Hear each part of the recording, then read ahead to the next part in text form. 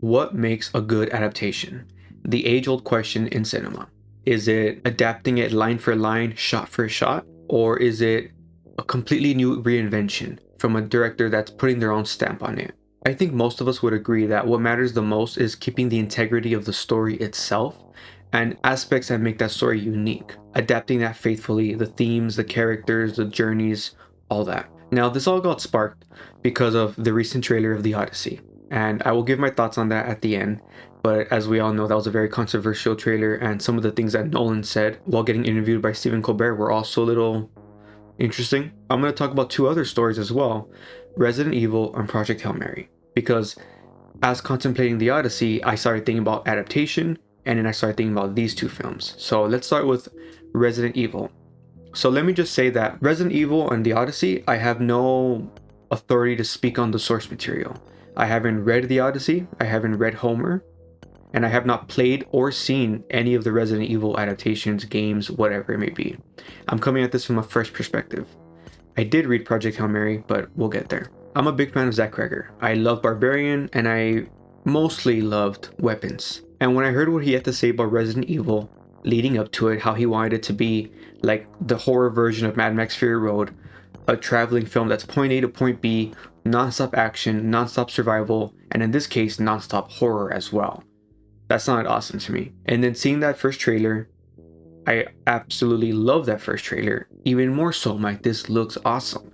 And then he started to do interviews with PlayStation and all these other people. To me, everything he said was like a gamer's like wet dream, honestly. Like whenever I talk about anime or whenever I've seen people talk about game adaptations like the God of War adaptation that's coming up, what's the point of doing a live action adaptation when the story was already told perfectly?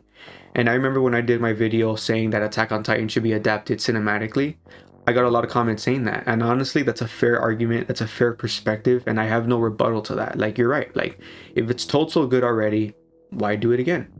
Especially for games, especially if the game is photorealistic like God of War. It does, even though I'm a huge fan of God of War, I do feel also like it's already so perfect and it's photorealistic, so what really does the TV medium have to offer, you know? And I would imagine people feel the same about Resident Evil and Leon's story. I think that's his name. So then Zach Kreger says his whole spiel on his perspective on adapting this game and why he chose not to do the main story and stuff. He said exactly what I just said right now.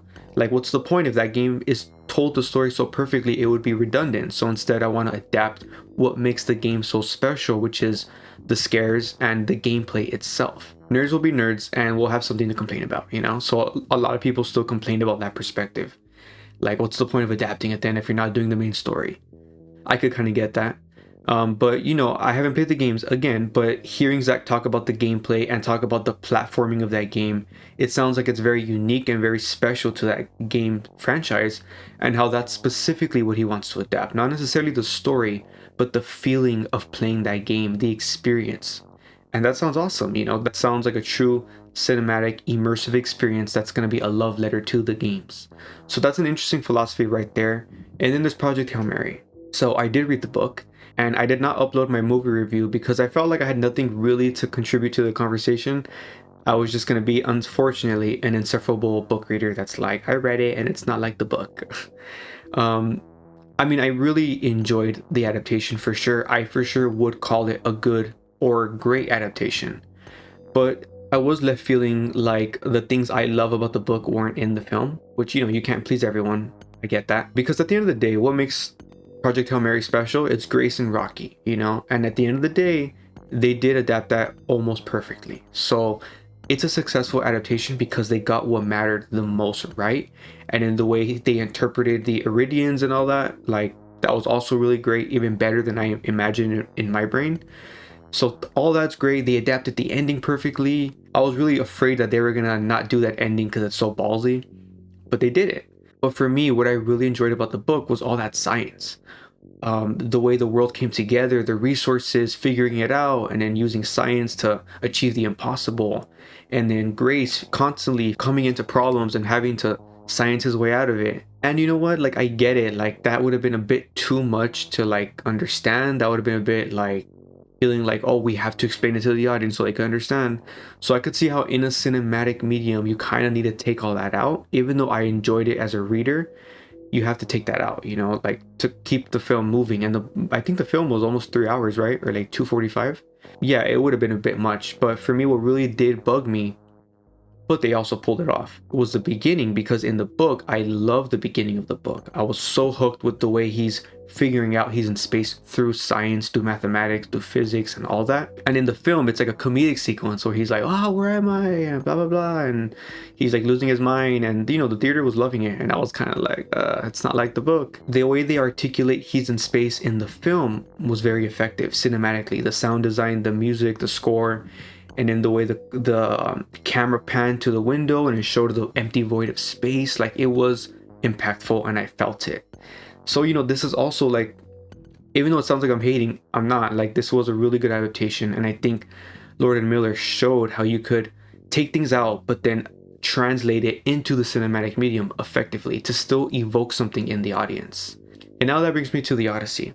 So unfortunately, when I saw that latest trailer, I did not like it. I felt like it was really off.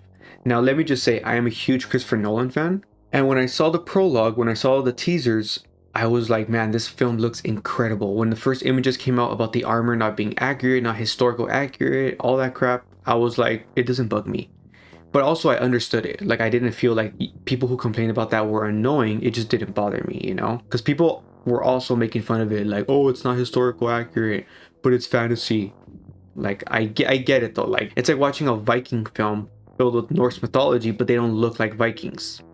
You know, it's like, oh, it's fake, it's fantasy. It's like, yeah, but they don't look like Vikings. Like, I get it. You know, I get the argument. But like I said, I was still down and I love Christopher Nolan. But then this latest teaser, the dialogue did bug me. And at first I thought it was the accents. At first I was like, what the heck, Robert Pattinson, Tom Holland, like they're not doing their British accents. Like, it makes it feel inauthentic, which of course is ridiculous.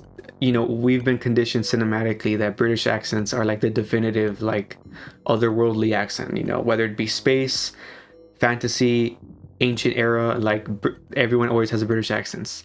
So a part of me felt like that was off, but then I'm like, no, it's not the accent, it's the dialogue, you know. And as we all know, the Tom Holland saying dad, Robert Pattinson saying daddy, and then the ending when they're all charging in battle, let's go. I'm like, bro, this just feels so wrong. This just feels so off. I think a perfect example of why I'm so certain it is the dialogue specifically is The Tragedy of Macbeth, Joel Coen's film with A24. I remember when I saw this film, the first like 5 minutes or so, I was like, this feels so weird, because the film has a lot of American actors. Denzel Washington, I forget his name, Corey something, the guy from Straight Outta Compton and The Walking Dead. Frances McDormand, Ingrid Moses, bunch of American actors are in that film, but they're saying Shakespeare. They're saying it with their American accents, but they're saying the actual correct Old English dialogue. And if it felt weird at first, but once you get in the rhythm of that film, I feel like it worked amazingly.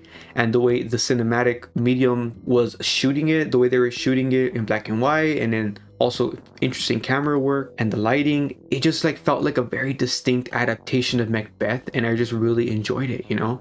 But what mattered the most is that these actors felt like they knew how to say Shakespeare dialogue, even though it wasn't a British accent.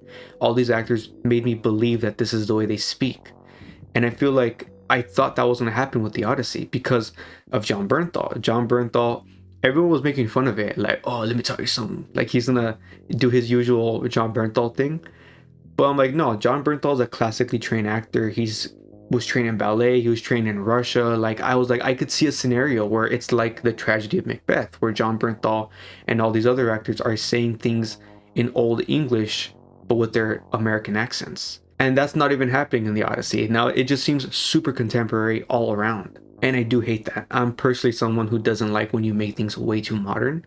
But I have to come back to the fact that it's Christopher Nolan, you know? And Christopher Nolan sometimes can be a little bit self-indulgent, but usually I like that. I like his voice. I like what he chooses to prioritize. I like what he chooses to be like, it doesn't really matter. And usually I'm like, yeah, it doesn't. Like, it doesn't take me out of the film.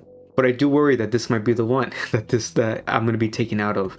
And at the end of the day, that's all that really matters. The verisimilitude, staying immersed in that world, in this film, in this story. And I do want to learn more about the Odyssey, Homer, and what really matters in this story. I want to hear people who actually have an authority on it, because I would be curious, like, is Nolan going to reinvent the film? Is he going to reinvent the myth, the themes, the journey? or is it just a translation that he's, that's normal, manipulating it, the translation, the way it's articulated in film. To me, there's nothing wrong with that.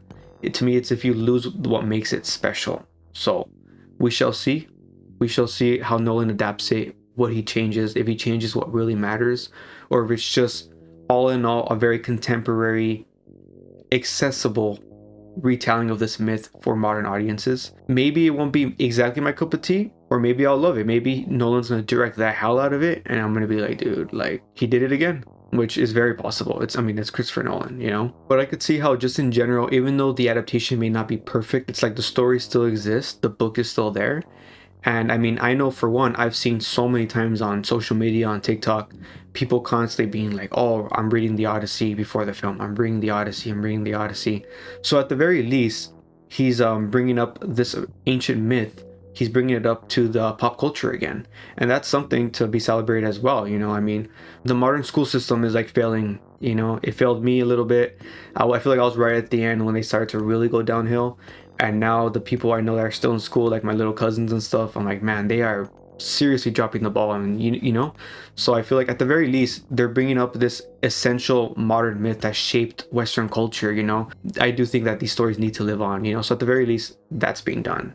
But yeah, I want to know your thoughts, because at the end of the day, this was just my perspective on different perspectives and philosophies of adaptation. So I want to know how you view the Odyssey, Project Hail Mary, Resident Evil, all the people who actually have an authority to speak on. I would like to know your perspective on all these stories and just in general your philosophies on adaptation. So thanks for watching and let me know your thoughts.